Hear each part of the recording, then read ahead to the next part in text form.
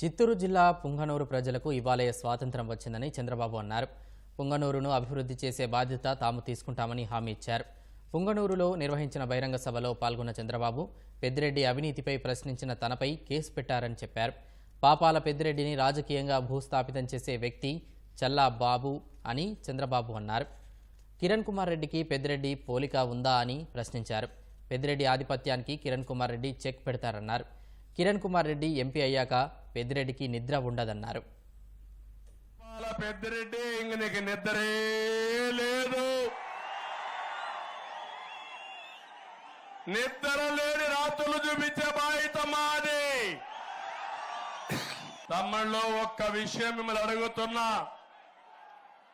బానిసలుగా బతకడం కంటే తిరుగుబాటు చేసి ఇలాంటి వాళ్ళని భూస్థాపితం చేయగలిగితే మీకు అభివృద్ధి ఉంటుంది.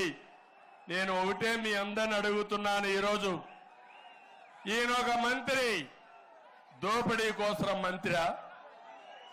ఇప్పుడే కిరణ్ కుమార్ రెడ్డి గారు చాలా స్పష్టంగా చెప్పారు, ఏం తమ్ముళ్ళు ఎవడైనా సరే ఆ శివశక్తి ప్రాంతంలో వేరే డైరీలు పోతున్నాయా అని మిమ్మల్ని అడుగుతున్నా.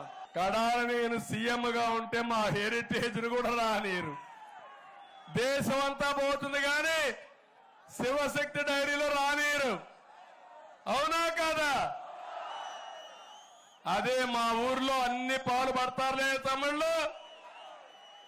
అంటే ఇదేమో ఆయన జాగీరా, వాళ్ళ నాన్న సొత్త, వాళ్ళ అబ్బ సొత్త, ఏమనుకుంటున్నాడు? లెక్కలేని తనం. ఇంకొక పక్క మీరు గుర్తుపెట్టుకోవాలి, మామిడికాయలు, అందులో కూడా కమిషన్లు కొట్టేసిన దుర్మార్గుడు ఆ విషయాలు చెప్పారు.